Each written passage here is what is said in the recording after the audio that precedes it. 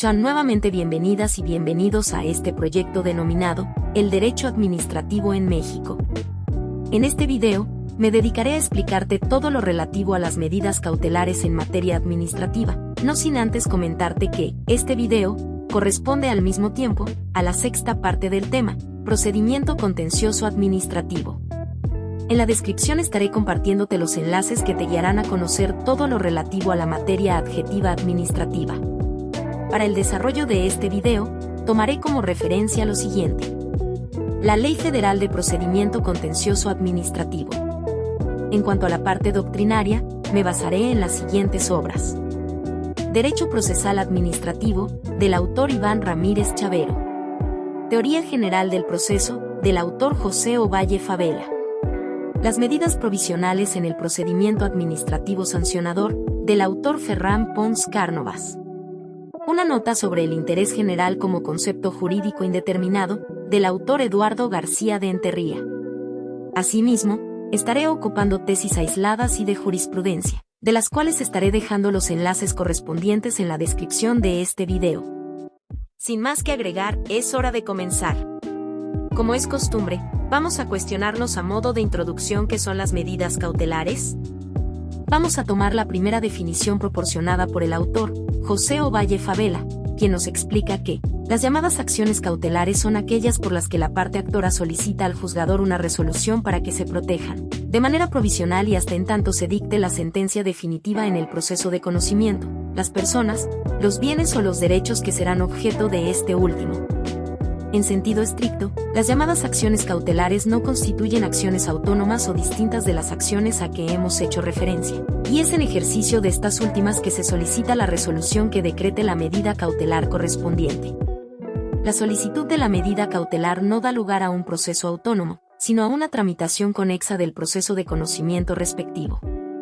Otra definición muy interesante es la ofrecida por el autor Ferran Pons Cárnovas, quien define las medidas cautelares como aquella decisión administrativa de carácter provisional, excepcional e instrumental, que se adopta en el seno de un procedimiento sancionador, o con carácter previo al mismo, con las debidas garantías y limitaciones, ya sea para poner fin a los efectos perjudiciales de la conducta infractora, ya sea para proteger el interés general perturbado por la infracción, ya sea, en fin, para asegurar en sentido amplio la eficacia de la resolución que pueda recaer.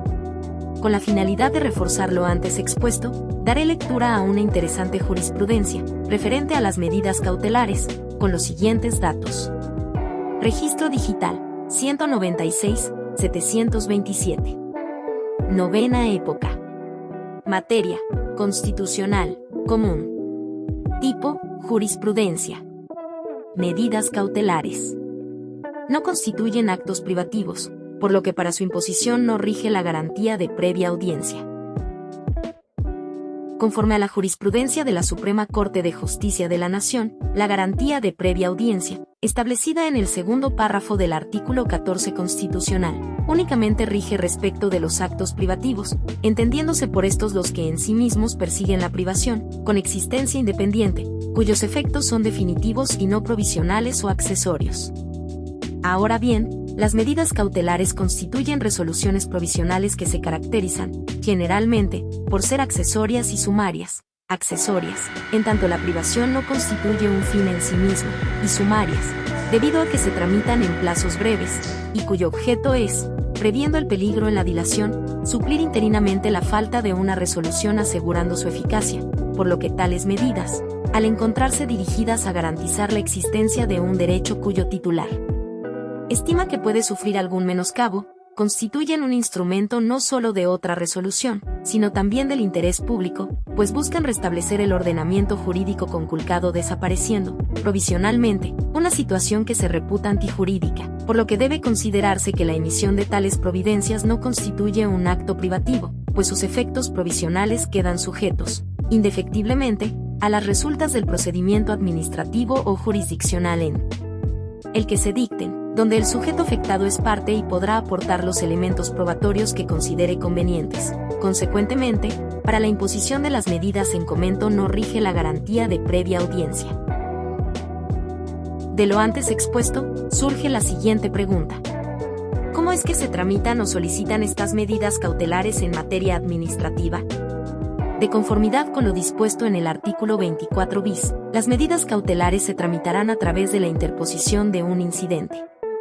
La promoción en donde se soliciten las medidas cautelares señaladas deberá contener los siguientes requisitos: el nombre del demandante y su domicilio para recibir notificaciones, el cual deberá encontrarse ubicado dentro de la región de la sala que conozca del juicio, así como su dirección de correo electrónico, cuando opte por que el juicio se substancie en línea a través del sistema de justicia en línea, la resolución que se pretende impugnar y fecha de notificación de la misma, los hechos que se pretenden resguardar con la medida cautelar, la expresión de los motivos por los cuales solicita la medida cautelar. Además de los requisitos previamente señalados, el escrito de solicitud de medidas cautelares deberá cumplir con lo siguiente: acreditar la necesidad para gestionar la medida cautelar y adjuntar copia de la solicitud para cada una de las partes, a fin de correrles traslado. En caso de no cumplir con los requisitos anteriormente descritos, se tendrá por no interpuesto el incidente. En los demás casos, el particular justificará en su petición las razones por las cuales las medidas cautelares son indispensables y el magistrado instructor podrá otorgarlas, motivando las razones de su procedencia. Como te mencioné al principio, y tomando en consideración las definiciones propuestas que anteriormente te compartí, la solicitud de las medidas cautelares se podrán presentar en cualquier tiempo, siempre y cuando sea hasta antes de que se dicte sentencia definitiva. Interpuesto el incidente solicitando medidas cautelares, de acuerdo con el artículo 25 de la ley en estudio, en un término de 24 horas siguientes a dicha interposición, deberá emitirse el acuerdo admisorio respectivo. En dicho acuerdo, se ordenará correr traslado a quien se impute el acto administrativo o los hechos objeto de la controversia, pidiéndole un informe, el cual deberá rendir en un plazo de 72 horas siguientes a aquel en que surta efectos la notificación del auto admisorio. Para el caso de que se rinde el informe, o si éste no se refiere específicamente a los hechos que le impute el promovente, dichos hechos se tendrán por ciertos. Asimismo, en el acuerdo, el magistrado instructor resolverá sobre las medidas cautelares previas que se le hayan solicitado. De igual forma, el magistrado instructor contará con un plazo de 5 días, contados a partir de que haya recibido el informe o que haya vencido el término para presentarlo, dictará la resolución en la que, de manera definitiva, decrete o niegue las medidas cautelares solicitadas, decida en su caso, sobre la admisión de la garantía ofrecida, la cual deberá otorgarse dentro del plazo de 3 días. Cuando no se otorgare la garantía dentro del plazo señalado, las medidas cautelares dejarán de tener efecto. Mientras no se dicte sentencia definitiva, el magistrado instructor que hubiere conocido del incidente podrá modificar o revocar la resolución que haya decretado o negado las medidas cautelares, cuando ocurra un hecho superveniente que lo justifique. Ahora bien, los artículo 26 y 27 de la referida ley establecen que el magistrado instructor podrá decretar medidas cautelares positivas cuando, tratándose de situaciones jurídicas duraderas, se produzcan daños sustanciales al actor o una lesión importante del derecho que pretende por el simple transcurso del tiempo. En los casos en los que las medidas cautelares puedan causar daños a terceros, el magistrado instructor las ordenará siempre que el actor otorgue garantía bastante para reparar, mediante indemnización, los daños y perjuicios que con ellas pudieran causarse si no obtiene sentencia favorable en el juicio. Garantía que deberá expedirse a favor de los terceros que pudieran tener derecho a la reparación del daño o a la indemnización referida, y quedará a disposición de la sala regional que corresponda. Si no es cuantificable la indemnización respectiva, se fijará discrecionalmente el importe de la garantía, expresando los razonamientos lógicos y jurídicos respectivos. Si se carece por completo de datos que permitan el ejercicio de esta facultad, se requerirá a las partes afectadas para que proporcionen todos aquellos que permitan conocer el valor probable del negocio y hagan posible la fijación del monto de la garantía. Por su parte, la autoridad podrá obligarse a resarcir los daños y perjuicios que se pudieran causar al particular, en cuyo caso, el tribunal, considerando las circunstancias del caso, podrá no dictar las medidas cautelares. En este caso, si la sentencia definitiva es contraria a la autoridad, el magistrado instructor, la sala regional, la sección, o el pleno, deberá condenarla a pagar la indemnización administrativa que corresponda. Continuando, El artículo 28 dispone a la letra que la solicitud de suspensión de la ejecución del acto administrativo impugnado, presentado por el actor o su representante legal, se tramitará y resolverá, de conformidad con las reglas siguientes. 1. Se concederá siempre que, en primer lugar, no se afecte el interés social, ni se contravengan disposiciones de orden público, y, en segundo, que sean de difícil reparación los daños o perjuicios que se causen al solicitante con la ejecución del acto impugnado. ¿Pero a qué se refiere la ley con interés social y contravención al orden público? Invoquemos al autor Eduardo García de Enterría. Él nos responde nuestra cuestión expresando que el interés general o interés público son guías claras que utiliza el constituyente para organizar instituciones o actuaciones públicas. En modo alguno podría interpretarse, precisamente, como expresiones que habiliten a los titulares de los poderes públicos para acordar lo que su buen querer o imaginación puedan sugerirles, como habilitantes de una verdadera discrecionalidad, en sentido técnico, según la cual cualquier decisión, cualquier opción entre alternativas sería legítima. Más bien la intención viene a ser precisamente la contraria. La administración no cuenta con una autonomía de actuación completa. Su actuación está en principio determinada por las leyes, las cuales son las que efectúan, dentro de la Constitución, la selección de lo que en el concierto social debe ser calificado de interés general y confiado, en una u otra medida, a la gestión administrativa. Muy bien. Pasando a otra cuestión, y en relación al otorgamiento de la suspensión, la ley nos señala que para ello deberán satisfacerse los siguientes requisitos. A. Tratándose de la suspensión de actos de determinación, liquidación, ejecución o cobro de contribuciones, aprovechamientos y otros créditos fiscales, se concederá la suspensión, la que surtirá sus efectos si se ha constituido o se constituye la garantía del interés fiscal ante la autoridad ejecutora por cualquiera de los medios permitidos por las leyes fiscales aplicables. Al otorgar la suspensión, se podrá reducir el monto de la garantía, en los siguientes casos. 1. Si el monto de los créditos excediere la capacidad económica del solicitante, y 2. Si se tratara de tercero distinto al sujeto obligado de manera directa o solidaria al pago del crédito. B. En los casos en que la suspensión pudiera causar daños o perjuicios a terceros, se concederá si el solicitante otorga garantía bastante para reparar el daño o indemnizar el perjuicio que con ella se cause, si éste no obtiene sentencia favorable. En caso de afectaciones no estimables en dinero, de proceder la suspensión, se fijará discrecionalmente el importe de la garantía.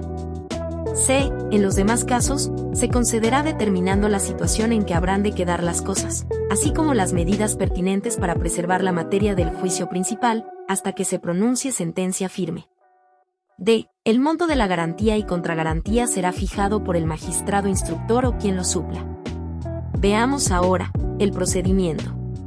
En primer lugar, la ley nos precisa que la solicitud podrá ser formulada en la demanda o en escrito diverso presentado ante la sala en que se encuentre radicado el juicio, en cualquier tiempo mientras no se dicte sentencia definitiva. En segundo, encontraremos que se tramitará por separado, y bajo la responsabilidad del magistrado instructor. Tercero, encontramos que el magistrado instructor deberá proveer sobre la suspensión provisional de la ejecución, dentro de las 24 horas siguientes a la presentación de la solicitud. Cuarto, el magistrado instructor requerirá a la autoridad demandada un informe relativo a la suspensión definitiva, el que se deberá rendir en el término de 48 horas siguientes a aquel en que surta efectos la notificación del acuerdo respectivo. Vencido el término, con el informe o sin él, el magistrado resolverá lo que corresponda, dentro de los 5 días siguientes. Atención a lo siguiente. Mientras no se dicte sentencia definitiva en el juicio, el magistrado instructor podrá modificar o revocar la resolución que haya concedido o negado la suspensión definitiva, cuando ocurra un hecho superveniente que lo justifique. Cuando el solicitante de la suspensión obtenga sentencia favorable firme, el magistrado instructor ordenará la cancelación o liberación de la garantía otorgada. En caso de que la sentencia firme le sea desfavorable, a petición de la contraparte o en su caso, del tercero, y previo acreditamiento de que se causaron perjuicios o se sufrieron daños, la sala ordenará hacer efectiva la garantía otorgada ante la autoridad.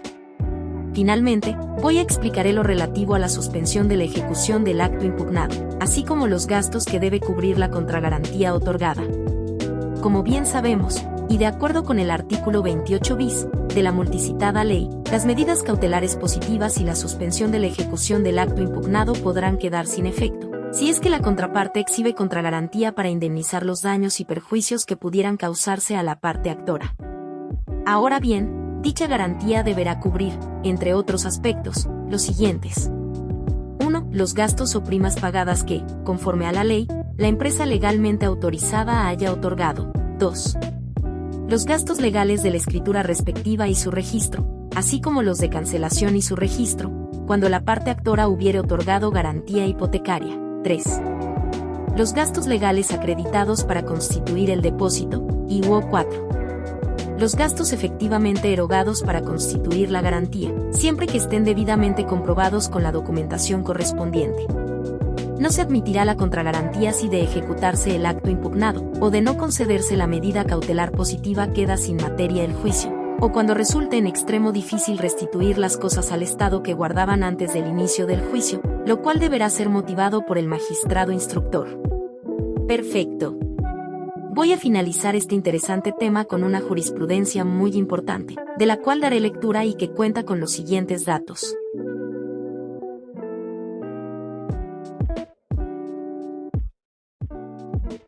El artículo 107, fracción 10, de la Constitución General de la República, establece como uno de los requisitos para la procedencia de la suspensión del acto reclamado en el amparo, el de tomar en cuenta la naturaleza de la violación alegada, esto es, el juzgador deberá realizar un juicio de probabilidad y verosimilitud del derecho del solicitante, que podrá cambiar al dictar la sentencia definitiva, pues el hecho de que anticipe la probable solución de fondo del juicio principal, es un adelanto provisional, solo para efectos de la suspensión.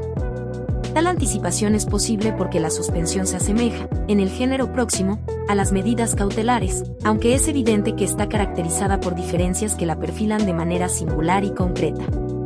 Sin embargo, le son aplicables las reglas de tales medidas, en lo que no se opongan a su específica naturaleza. En este aspecto cabe señalar que son dos los extremos que hay que llenar para obtener la medida cautelar. 1. Apariencia de buen derecho y 2. Peligro en la demora. La apariencia de la existencia del derecho apunta a una credibilidad objetiva y seria que descarte una pretensión manifiestamente infundada, temeraria o cuestionable, lo que se logra a través de un conocimiento superficial, dirigido a lograr una decisión de mera probabilidad respecto de la existencia del derecho discutido en el proceso. El peligro en la demora consiste en la posible frustración de los derechos del pretendiente de la medida, que puede darse como consecuencia de la tardanza en el dictado de la resolución de fondo. En síntesis, la medida cautelar exige un preventivo cálculo de probabilidad sobre el peligro en la dilación, que no puede separarse de otro preventivo cálculo de probabilidad, que se hace sobre la existencia del derecho cuya tutela se solicita a los tribunales. Consecuentemente, si toda medida cautelar descansa en los principios de verosimilitud o apariencia del derecho y el peligro en la demora, el juez de distrito puede analizar esos elementos en presencia de una clausura ejecutada por tiempo indefinido, y si la provisión cautelar, como mera suspensión, es ineficaz, debe dictar medidas que implican no una restitución, sino un adelanto provisional del derecho cuestionado, para resolver posteriormente, en forma definitiva, si el acto reclamado es o no inconstitucional. Así, el efecto de la suspensión será interrumpir el estado de clausura mientras se resuelve el fondo del asunto, sin perjuicio de que si se niega el amparo, porque la apariencia del buen derecho sea equivocada, la autoridad pueda reanudar la clausura hasta su total cumplimiento.